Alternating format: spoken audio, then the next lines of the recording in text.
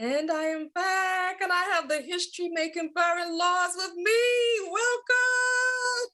Welcome! Thank you for having me, Carla. My Hi, goodness, I'm everyone. excited. Welcome, Byron. Happy Fashion Forward Friday to you, and thank you for being a part of this. And I see those dresses behind you. We're going to talk about those. Oh my gosh, I love it. Oh, this is great.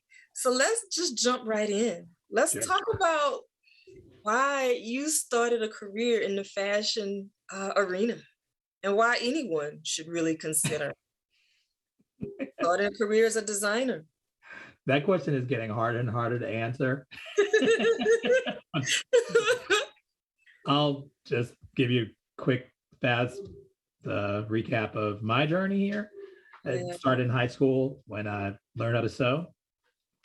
Actually, only learned how to sew just because I loved clothes and I wanted a friend of mine to make a pair of pants for me. And, she wouldn't. She said she'd teach me how to make them. Oh And she wow. very generously offered to let me use her machine and guided me through the process. And, I really loved it. The pants turned out great. I made that pattern myself, just totally fake and bake because I kind of got an idea of what a pant pattern looked like. And I was taking architectural courses at the time. So I knew how to make 3D images, Mm. flat patterns for 3D images. They weren't closed, but things like silos and all that stuff. So that was kind of how I was able to fake that from the start. And then wore the pants, loved them. And that was going to be really the end of it until a classmate needed a prom dress and came to me for it. And I audaciously accepted the offer because I was like, I could use the money. And I'm like, hey, you'll have something that none of the other kids have. And Right. sketched something up and made it for her. The dress was a hit. She was an upperclassman, so I wasn't at prom.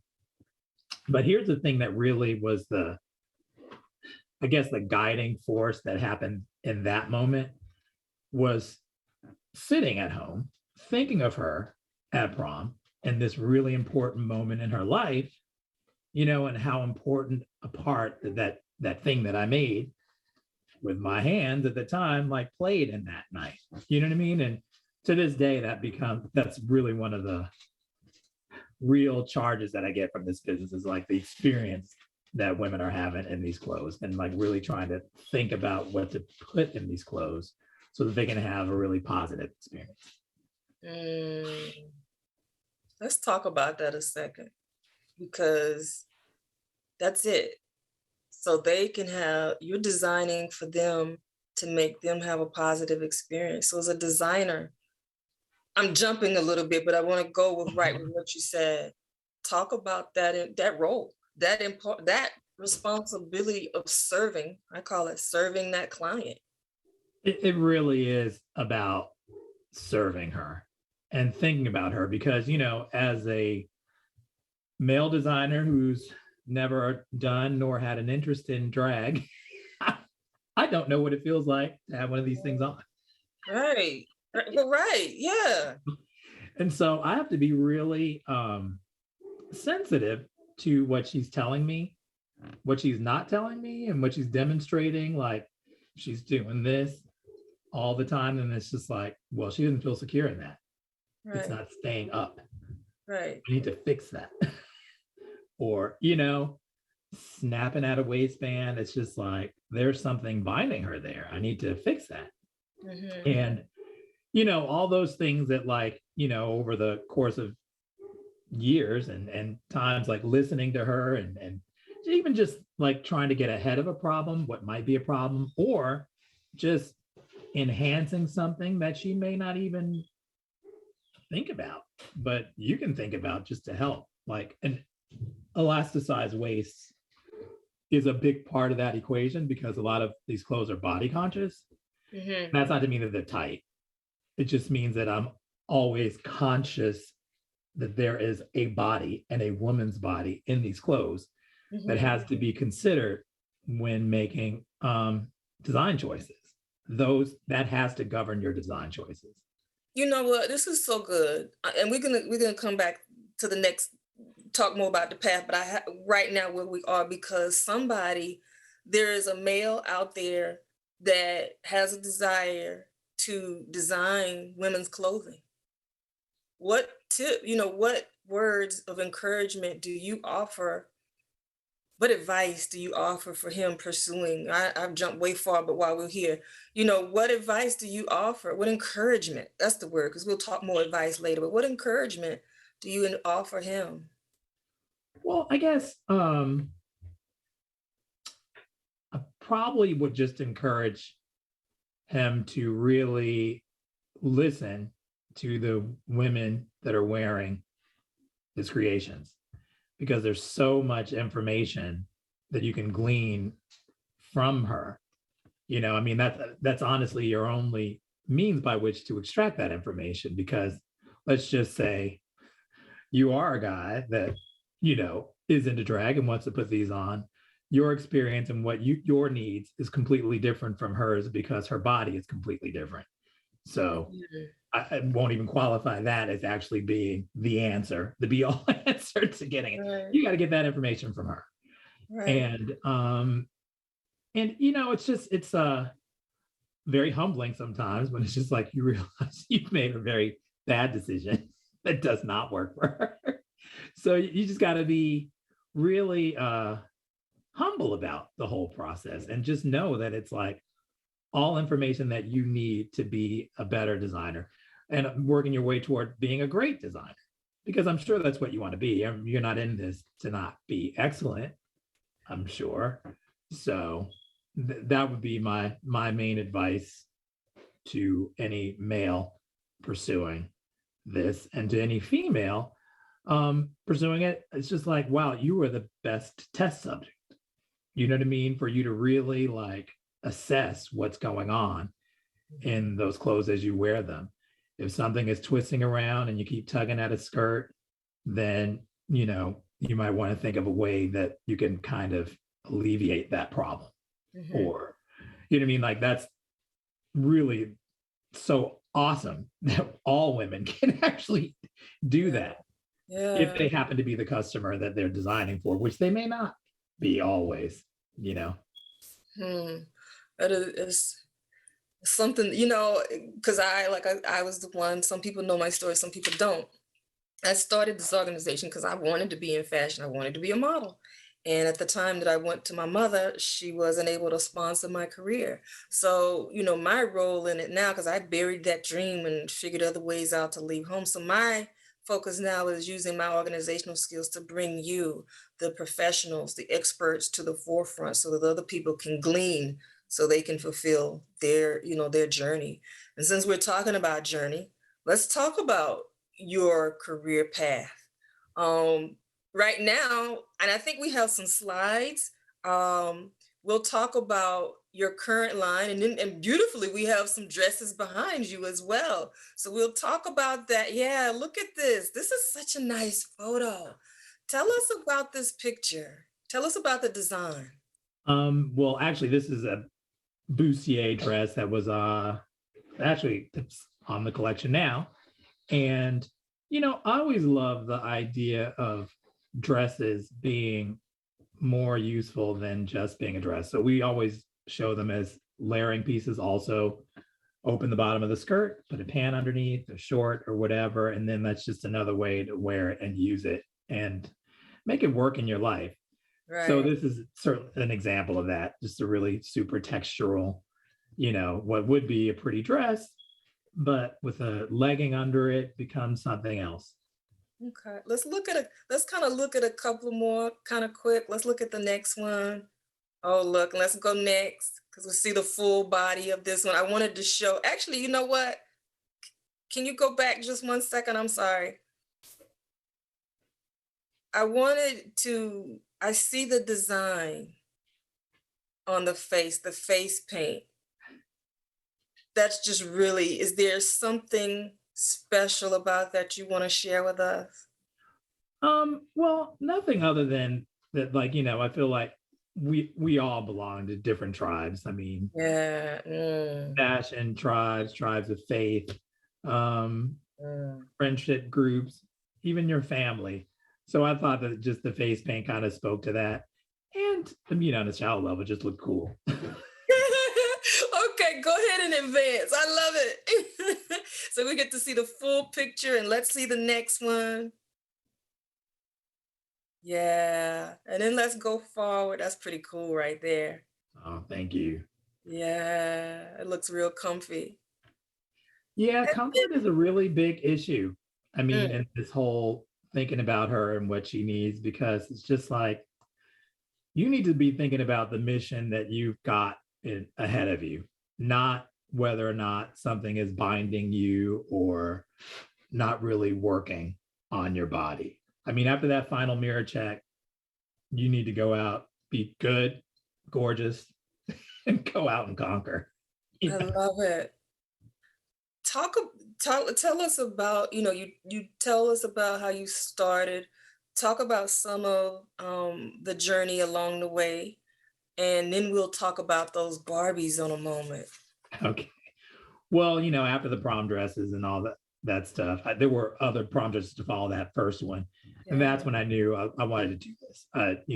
That's what I want to be, a fashion designer. So I went to fashion school to learn more about it. I mean, I could fake a pattern on a newspaper enough to make a very convincing prom dress, but I knew that wasn't all I needed to know to really be a good designer. And I guess that speaks to like this YouTube moment that we're having, that like I think, a great many youth think that you can just learn a career on a series of YouTube videos. And to a great degree, that is true, that you can get your start in there, but you definitely need some kind of formal training, be that school or an internship working with someone who has, experience in that area for you to learn Mhm. and glean from. So, that was my next step. I went to school, went to FIT. I actually went to a school in Long Beach, Adams School, and transferred into FIT. Mhm. And I actually did leave though before graduating, because I I was interning and getting like little side jobs out there in the industry. And at a certain point, I felt like I was learning more practical applications to what I'd learned in school in the world. Yeah. So I did get out there and do that. But before doing that, I won a few design competitions in school that allowed me to travel to Europe. But the Nice. same thing, I was like, if I get a job in Paris, I'm not coming back. I never got a job in Paris. So I came back and I left school, and I just started working, and no houses of note, nothing, that anybody else would consider significant, but they were very significant to me because I learned a great deal about just the day-to-day workings of, a fashion company. Hmm. Certainly not all I needed to know to run my own thing, but like that was definitely a start. It's like basically like the next portion of school with pay. Okay. So that was the next thing that I did. And then there was like a recession that happened in the 90s where business was really tough and everything. And I thought to myself, well, maybe this is the time for me to try like a small little collection, because I mean, there's a recession. If I get an order, it can't get too big and out of my control, was my thinking. That so the bad news of the economy was what encouraged me to actually try. And I did, and made this small group of baseball inspired dresses, which a lot of my look and aesthetic is like taking, you know, pieces of Americana and Hmm. just kind of like amplifying them and exalting them anyway, because American sportswear and all that stuff. And anyway, I got an order from Bendel's and I was thrilled, and that was just back in the day. There was no Instagram or anything. I just walked in, I called and got an impromptu appointment, walked in with a garment bag on my back, doled them out. They gave me an order. And I didn't even have a blouse. I mean, I had all these skirts and dresses and this. And like, do you have a top that goes with the skirt? And I was like, I could make one. They gave me on an order on a top that didn't exist. That's how supportive the retail environment was at one point. If Yeah. they saw something, of note that they thought they should get behind and support. I wish that kind of thing existed today.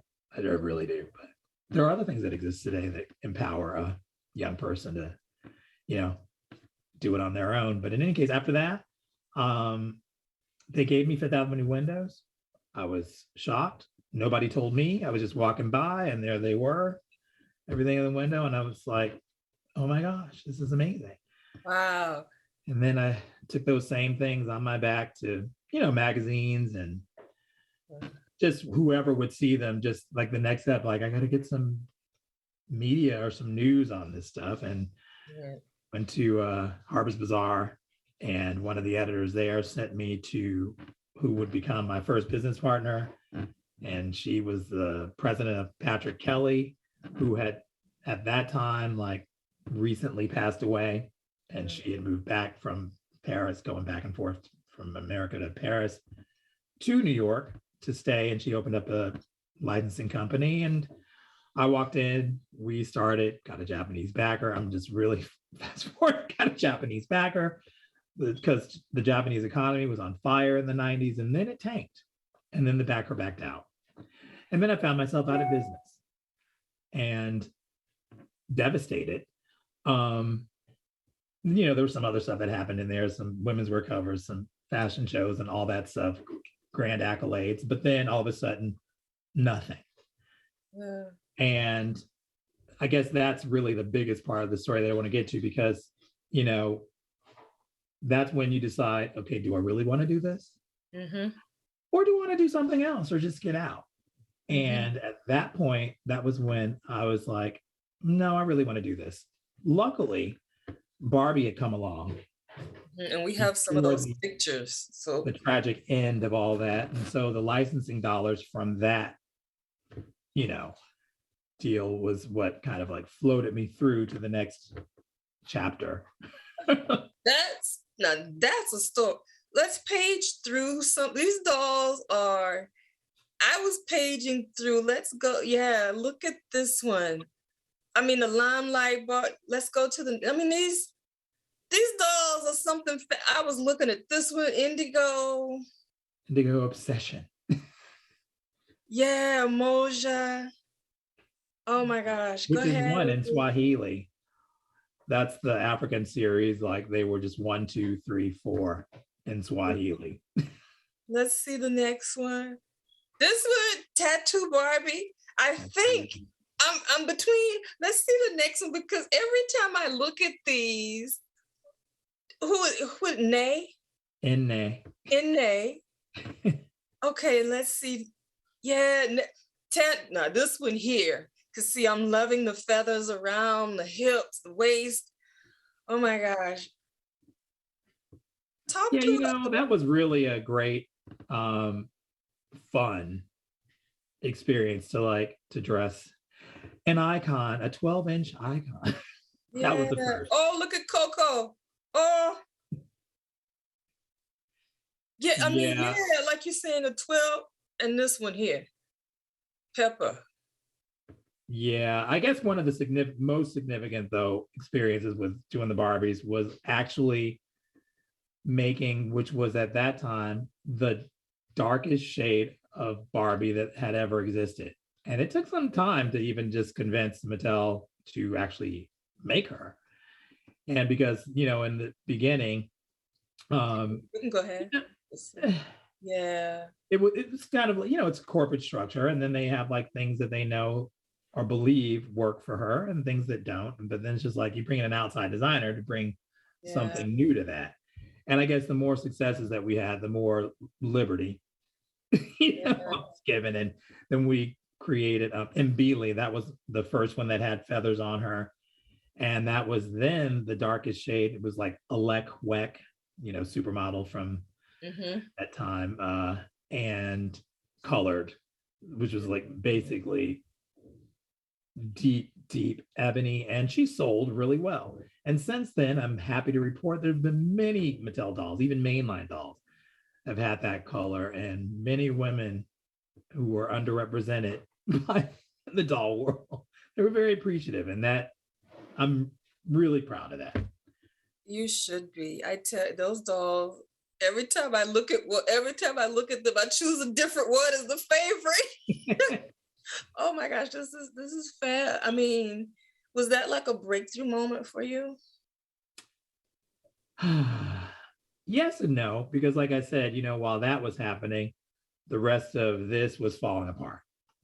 Mm, So it's always like a mixed bag in just anyone's career and anyone's life. I guess it's like when you watch those shows unsung and when they chart like a person that you love like in entertainment, whether they're an actor or singer, and then there's moments that you remember in their career where you're like, wow, they were on top of the world at that time. And then when you hear from their lips, they were in the depths at some of those moments that we remember as the heights mhm, in our mhm. imagination. So, I mean, I guess that's just something to always like keep in mind that you know, I guess if the commitment is there, I guess you're with it in the highs and the lows of it, but Mhm. knowing that there are going to be So would you some highs and some lows and so some would you moments say where that's why the why you started out matters, that true passion? a lot of times I think the why is still like creating that experience. I think that's the biggest why for me. I really love solving problems. I really love that part of design. The engineering aspect and the making something great and making her feel great. That is the true why, I guess. You know, it's hard because so many of it life changes and sometimes your why can vacillate, but I think that's the one that's probably stayed the most constant, Mhm. you know. You mentioned engineering, so let's talk about the skills for the role and the day-to-day life, because I hear it's amazing how, like, I hear some people talk about they were an architect coming into the role. What are for someone who's interested in being a fashion designer, perfect example too, and this is, you can talk to this. um had an opportunity a few weeks ago about for Grammys, and I know several of the designers said they didn't draw, and then there are people who want to be designers, they don't draw. In this modern day world, is that a necessity? Well, I've worked in the past for designers before I was in business and working out there in the market and freelancing and all that. I've worked for a couple of designers of note that didn't draw and who were somehow able to communicate to me, but I was the pattern guy. Mm, As long as you are able to communicate clearly and succinctly to someone whose job it is to fabricate those things, provided you have the capital to pay someone, you know, then I guess it can work.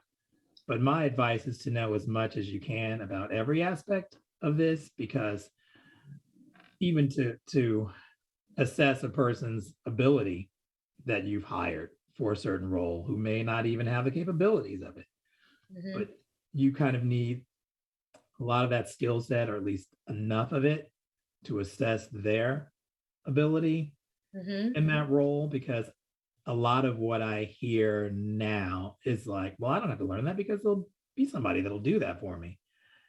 But how do you know that person is qualified unless you mm, kind of know something about it yourself? And granted, we can't know everything, mm, but it's still our duty to know as much about everything as we can, just to have a kind of like overarching understanding of what it is you're doing in this business. And if that thing that you're doing is fashion design, I mean, you need to know about how to make the clothes that you're designing, because mhm, that is really an integral part of design. That is the truest definition of design, is figuring out how the things that you sketch work.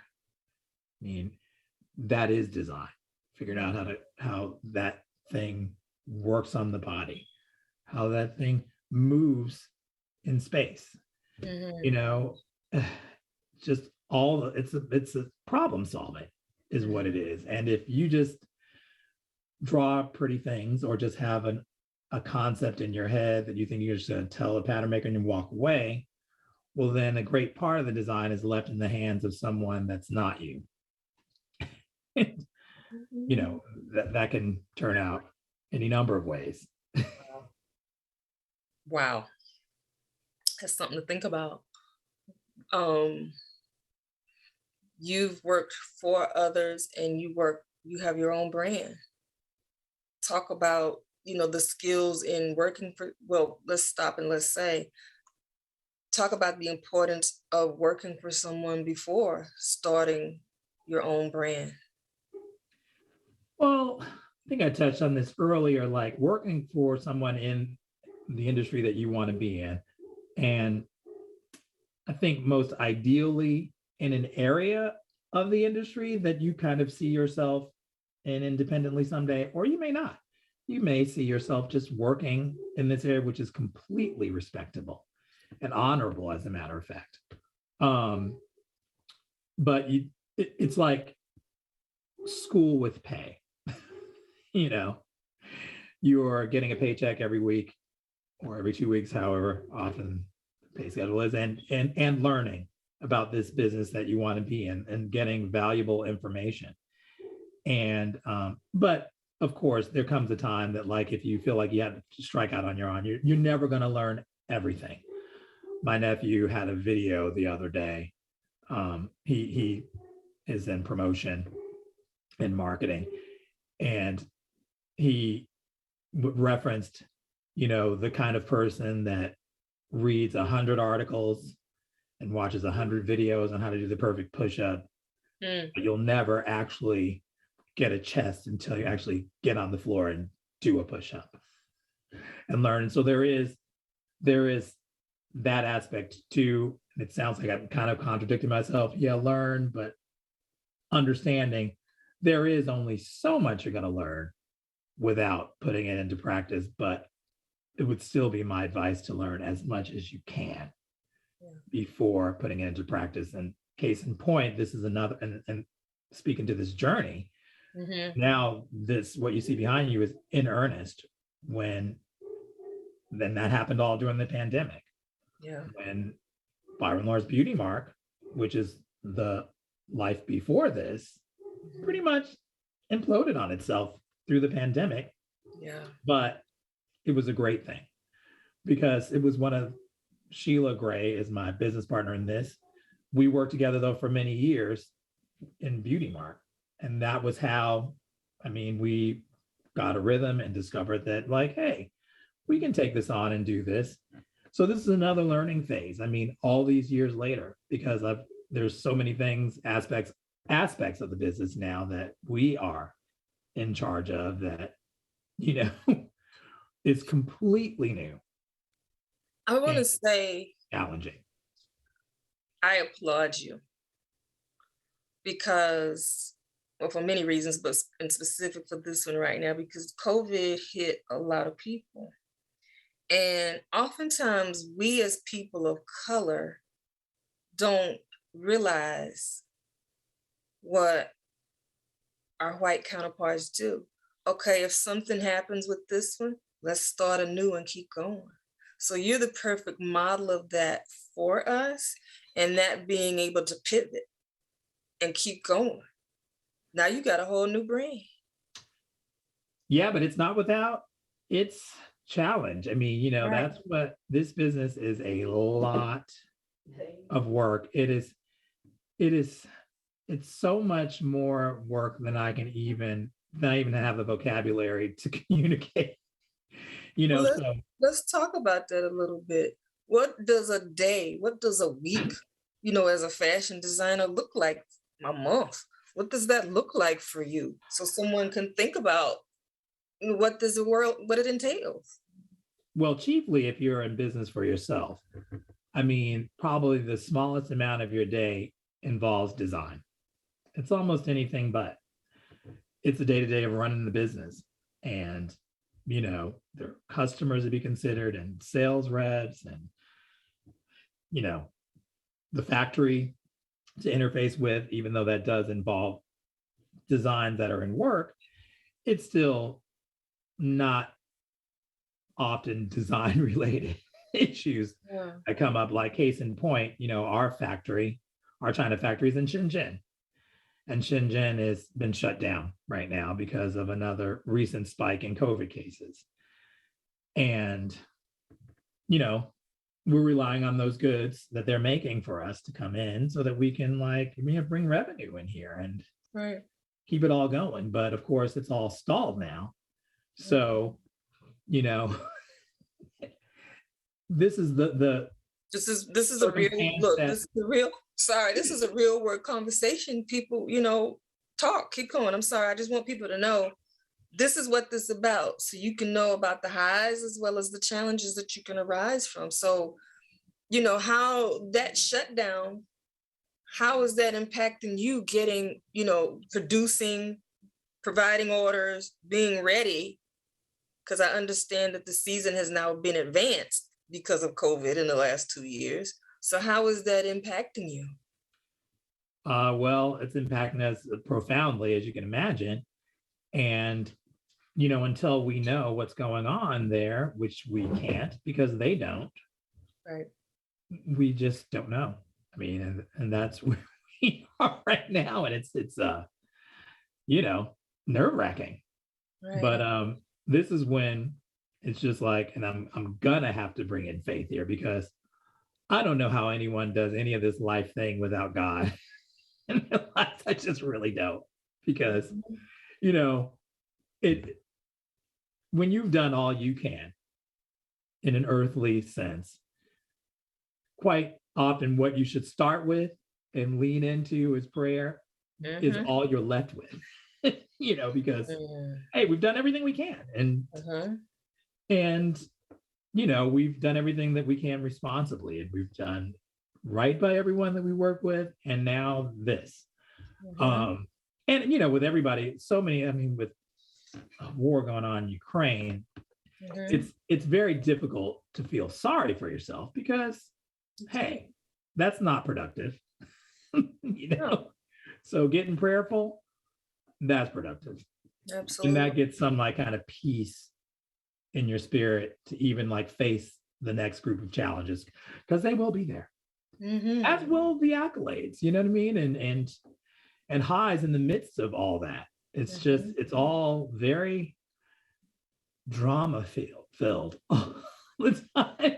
And this is good, not good, but you are facing a real life situation. The industry has faced this. We're on year 3 now, and now we're all concerned about that surge just taking, or should be, that surge just taking place in China. But honestly, when I, the person who wanted to be in fashion, when I was listening about the China situation and Europe too, I thought, oh Lord, here we go again. But most of us don't think fashion. So what are some of the things that you would say over the last couple of years stick out to you as learning things, some of the takeaways that a person, thinking about coming into the industry should know about? Well, a lot of the takeaways have to do with my prior lack of due diligence in that area that I told you before, learn as much as you can about everything, because we had a sales force working before selling the collection, but I was very rarely interfacing with them, and they are they're the conduit to the money that makes everything happen. And learning just how effective or ineffective some methodologies they employ are, and trying to co-create and define new methodologies and new expand your customer base has been very, very educational. Because you can never divorce yourself from that aspect of this business. let's say, even if you work in a company and you have no interest in starting your own business, what you're making still has to sell, and it needs people to sell it. And sometimes what you have is perfectly sellable, but even arming the sales force with the information they need to do an effective job of selling it may end up being a role that you play as a designer. You may find yourself, or even explaining it to the people that need to explain it to them, depending on how large the organization is, if you have that level of autonomy. Mm-hmm. So that's been really super, I guess, educational and kind of empowering too, because it's like, there comes a time too where like you need to be your first line of contact. I mean, everybody should know you, even if this is not your day-to-day job. I mean, every store that you have, every contact that you have, you should own. You should own. So whoever you've hired to work in that capacity doesn't just waltz off and take them all. Mm-hmm. And then there you are left. Nobody knows you. I mean, they like your dresses, some, but like you need to make those relationships with those direct relationships with people that like, basically make the decisions. Mm-hmm. And get to the money. I mean, it's pretty, sounds pretty basic, but it's really easy to get bogged down with all the other things that you'll have to do in a day, Right. and lose sight of that. It's there's so many moving parts all I the time. know. I'm glad you're saying this because I come in contact with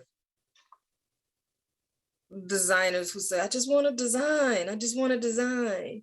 And I always remind them that there's a business side to this. And Yes. you have to know, you have to learn that business, even if you have, which you're saying, if I'm hearing correctly, even if you have a manager or accountant or whomever it is, you need to know something about that. So perfect example, I hate to bring this in, but I will. Steve Harvey was just sharing the other day how he was in what, I don't remember the number, 250 million, something like that, in dollars in debt. And I thought, what happened? Unbelievable. And he said, back then, I wasn't watching the money like that. So I thank him for that transparent moment. Yes. I hope that people can learn. And so if I'm hearing Byron correctly, what he's sharing with you is, this is why you need to know, you can't know everything, but you need to know something about everything to protect yourself from that Steve Harvey situation. Yes. And he's out there working, I mean, countless numbers of gigs to amass that fortune. Yeah. Only to have it like pirated away. It's just unspeakable. Yeah. But it happens all the time. Yeah. And, I do appreciate like, oh, I just want to design. I just want to design. It's just like, and sure, don't we all? I mean, yeah. I just want to design. Yeah. But, like I said, it's a very small part of what happens in a day or in a week and this is why also you need to hone in those skills so very intensely that you can design while cooking dinner. Ooh. You can design while in the midst of any number of other tasks that have nothing to do with design. You have to be that good at some point, because when it's time to design, you don't have the time to romance every idea. And I'm not saying to just rush through everything. I mean, right. The investment comes in romancing and in the educational part of it. And there's even times like once you're there's some things that like need that level of care, but you just can't give that level of care to everything. You'll never finish. You have to be proficient enough to make it happen pretty quickly and to be able to communicate that to whoever's working it or taking the next steps very succinctly so that they can get to your aims, So I'd love, it'd be great if we go just design, but it's probably not going to happen. I have one question that came, well, maybe two questions that came through. If anybody, it's 1:41, so we want to be respectful of Byron's time.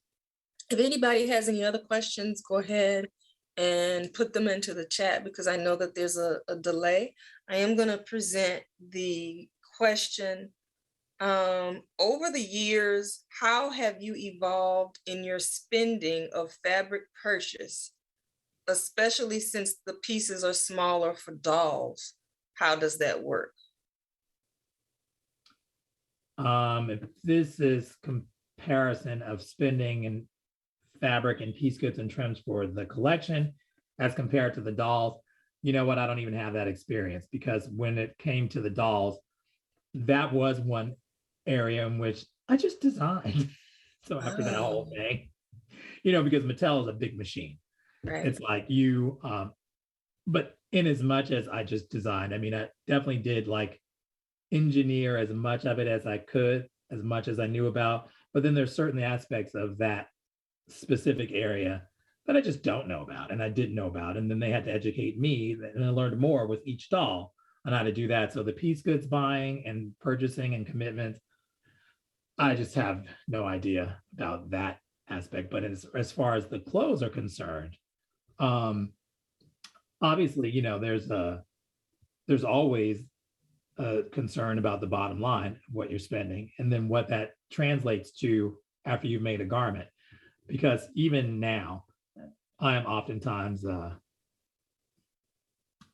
won't even say shocked, I'll be like horrified at how quickly things escalate. It's like, I cannot believe this dress is that expensive, you know, and because we'll start off with like, you know, very responsibly priced piece goods. But then once you have 3 layers or 4 layers in there, and then things are framed to others and overprinted and this and that, and then well, guess what? It's not that well priced anymore. It's all Mhm. kind of, you know, collected to be something that's like quite significant. Sometimes that's okay. Sometimes not okay. You know, but there's the only way you learn that is by doing. Um, Mhm.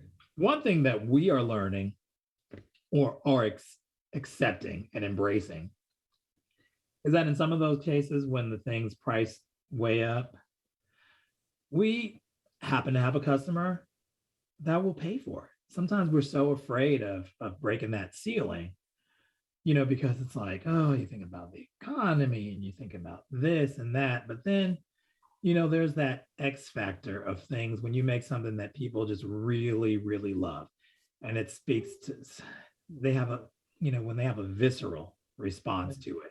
That's that thing in fashion that you cannot quantify, you cannot clearly define because it's moving, you know, it's ever moving. And that's the kind of thing that like I think through practice, yeah, and not just through practice, through that's that divine thing that is in your gut also, like when you're like, I don't know why I want to make it this way, I do not know.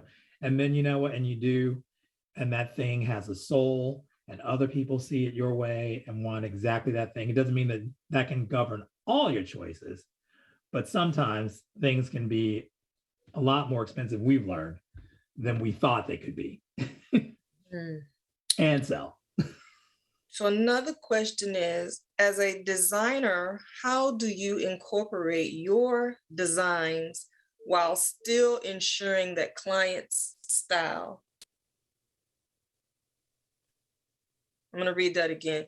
okay, As a designer, how do you incorporate your designs while still ensuring the client's style? I guess I'm guessing they mean like how do I reconcile individual style I'm thinking they with mean my own? like how do you create your designs, your style, and then still, meet your clients' needs, what they're looking for? Well, I mean, like I said, a lot of that comes from listening to the clients and listening to the customers that wear the clothes, you know, what they like about them, what they don't like about them. Because the one thing about social media, people are pretty vocal now about what they do and don't like, which is great because there's lots of information there. In terms of like, I think I'm interpreting this question to mean like, do I design into the style of the customer that's wearing these clothes? The answer is a resounding no. And I would never do that. I think there's something organic that happens when you listen and you internalize that information, and then you let it express itself through your own authentic vision. Because a lot of things that like you create, she absolutely wants, but she doesn't know she wants it until you create it. I mean, I've discovered that even about myself as a consumer. Sometimes I fall in love with something that like lets me know I don't even know who I am. You know? Hmm. And I know that she has that experience oftentimes, and that is definitely the role of a fashion designer, in my opinion. Well, it depends on what level of design. If your product development for a very established brand that has a very established look, there's only so much latitude for, experimentation in that realm that you'll probably be allowed. But with what we do, yeah, so many times, like, but sometimes though, there are those things just like, oh, I want to make it this. It's just like our girl will never want that from us. So that's the flip side of it. Like I keep wanting to make these big sweaters. It's just like our girl, even when things are big, they gotta be sexy. And when I say sexy, I don't mean in the modern terms. I mean they're not bare and like two strips over your nipples. And I mean they're very I guess appropriate. You could wear them like if you're Something I would wear yeah, you could wear it because to I'm not trying to show my Bella's body. mom's house, and she's not gonna, you know, feel a certain type of way about you or anything. No judgments about the more Right. daring brands of sexy. But in any case, yeah, that is I don't think you can be preoccupied with the style of the customer that you have. You have to always be mindful of her needs, Mm. but you have to also be true and authentic to your journey as a creator This is good. because you're co-creating with that customer. You know what I mean? Like her wants and desires, and then your vision of what that looks like. And sometimes you move her along in the journey, and sometimes she moves you along on the trajectory, and it's very reciprocal. Yeah.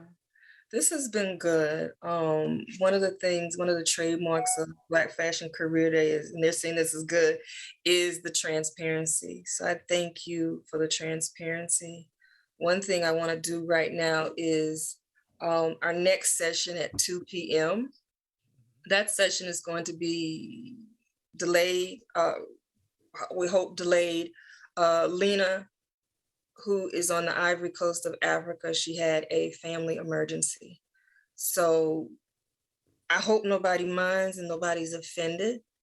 But at this moment, I just want to stop for a minute as we close this session out, because I'm gonna tell you to come back at 3 for the Sneaker Kings, as I call them. But I want to take a moment to pray for her family, that situation that may be transpiring. She's willing to come back if she can later today. But if not, we'll get with her later and we'll tape it and we'll give it to everybody. So I want to pray for her. And then I want to pray for the industry too right now, for what everyone is facing with this next surge. Heavenly Father,